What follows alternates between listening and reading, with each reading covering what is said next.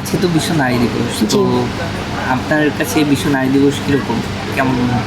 আসলে আমরা সবসময় অবহেলিত ছিলাম, এখনো আছি। কারণ অনেক কিছু আইন কানুন হয়, বাট সেটা পরিপূর্ণ সফলতা হয় না। কিন্তু অনেক প্ল্যানিং থাকে, অনেক কিছুই থাকে। কিন্তু বাস্তবে দেখতে গেলে যে না, আমরা যেই জায়গায় ছিলাম ঠিক সেই জায়গায় আছি।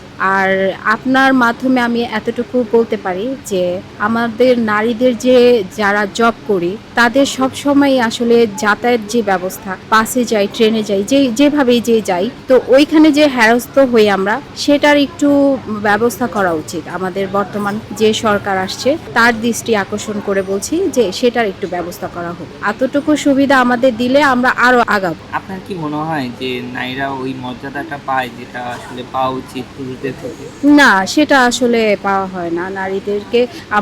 আমাদেরকে আসলে সবাই মুখে মুখে বলে যে রেসপেক্ট করা উচিত, বাট আমরা যখন পথে ঘাটে চলি, জব করি, চাকরি করি, তখন আমরা ফেস করি যে আমাদের কতটা হেনস্থ হয়। মানে একটা পুরুষ মুখে না বলতে পারলেও তো সে তার চোখ দিয়ে, আকার ইঙ্গিত দিয়ে বুঝিয়ে দেয়। তো আমরা আসলেই অবহেলিত। আমাদের জন্য যেটা মুখে বলা হয় সেটা আসলে করা হয় না। আসলে আমরা চাই আমাদেরকে আরেকটু সহযোগিতা করুক কর্তৃপক্ষ বা দেশ নেত্রী যেই থাকুক, আমাদের যে চালাচ্ছে সে আসলে আমাদের প্রতি আরেকটু যত্নশীল হলে আমরা অবশ্যই দেশের নাম রাখবো।